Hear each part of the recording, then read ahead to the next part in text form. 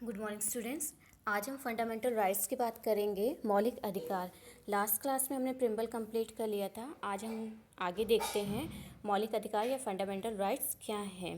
ये चलिए PPT start करते हैं। ये पीपीटी मैंने गूगल से ली है। पहले हम जान लेते हैं कि फंडामेंटल राइट है क्या। भारतीय संविधान द्वारा भारत के प्रत्येक नागरिक को मौलिक अधिकार प्रदान किए गए हैं। किसी भी आधार पर भारत के नागरिकों को उनके अधिकारों से वंचित नहीं किया जा सकता है। किसी भी प्रकार के भेदभाव, चाहे वह जाति के आधार पर हो, धर्म के आधार पर हो, लिंग के आधार पर हो, आदि किसी भी आधार पर हो, उनके साथ अधिकारों के संबंध में भेदभाव नहीं किया जा सकता है। यानी कि प्रत्येक नागरिक को भारत के मौलिक अधिकार प्रदान किए गए हैं। हम इन अधिकारों की हम बात करें तो ये अधिकार मुख्यतः से 6 हैं, जिसमें सबसे पहला है राइट टू इक्वालिटी, यानी कि समानता का अधिकार।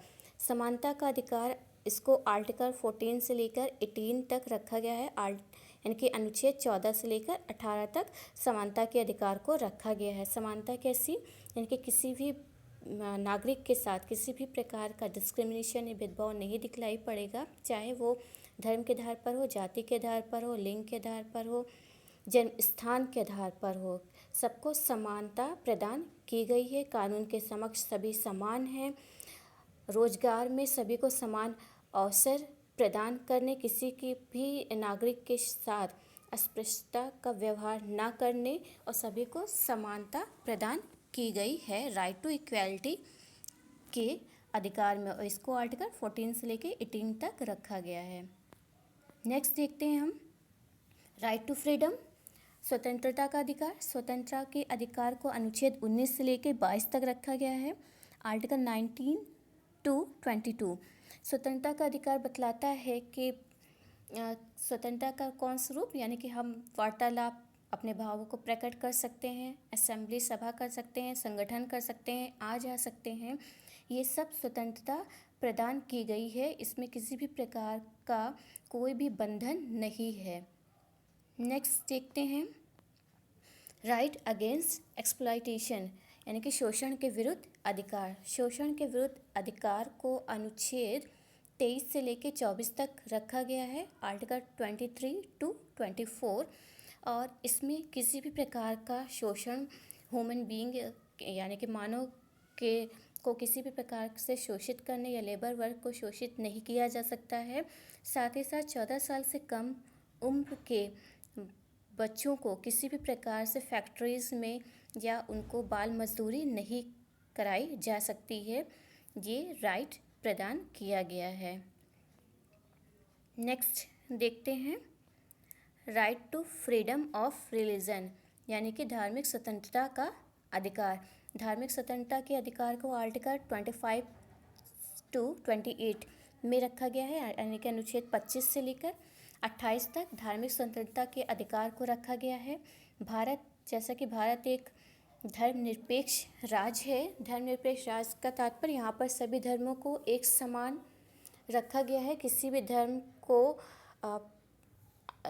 धर्म को अन्य धर्म से अलग नहीं रखा गया है। सभी को समान रूप से देखा जाता है, यानी कि इसके अंतर्गत कोई भी नागरिक स्वतंत्र है अपने धर्म को आगे बढ़ाने में, ले जाने में। और कोई भी शैक्षिक संस्था ये स्वतंत्र है कि अपने शैक्षिक संस्था अपने कॉलेज में, अपने स्कूल्स में, अपने विद्यालय में किसी भी प्रकार की प्रार्थना कराने में, इसमें किसी भी प्रकार का बंधन नहीं है। हर नागरिक स्वतंत्र है अपने धर्म को आगे बढ़ाने में, आगे ले जाने में। नेक्स्ट हम देखते हैं कल्चरल एंड एजुकेशन राइट, यानी कि संस्कृति एवं शिक्षा का अधिकार।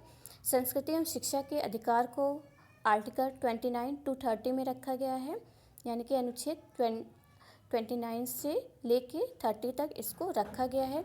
इसके अंतर्गत जो भी अल्पसंख्यक हैं वो अल्पसंख्यक अपने शैक्षिक संस्थानों को न सिर्फ इस्टेब्लिश कर सकते हैं, स्थापित कर सकते हैं, बल्कि प्रशासित भी कर सकते हैं। यानी कि इसमें सभी धर्मों की संस्कृतियों का समावेश है और वे अपने धर्म को, अपने संस्कृति को आगे बढ़ाते हुए शैक्षिक संस्था को स्थापित कर सकते हैं।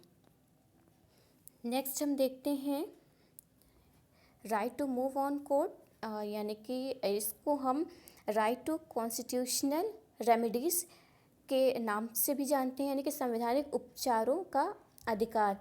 और ये आर्टिकल 32 में रखा गया है, यानी कि अनुच्छेद 32 में।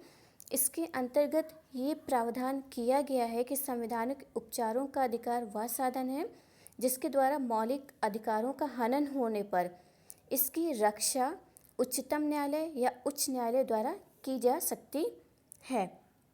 इसके माध्यम से ये, यानी कि जो भी अधिकार दिए गए हैं, चाहे समानता का अधिकार हो, स्वतंत्रता का अधिकार हो, शोषण के विरुद्ध अधिकार हो, धार्मिक स्वतंत्रता का अधिकार हो, संस्कृति एवं शिक्षा का अधिकार हो, अगर ये जो अधिकार हैं इनका कोई हनन करता है तो हम इस अपने नेक्स्ट अधिकार का प्रयोग करते हैं, यानी कि अधिकार जो संवैधानिक उपचारों का अधिकार है। इसके द्वारा हम कोर्ट में या की तरफ हम मूव कर सकते हैं, जा सकते हैं, ये बतलाया गया है।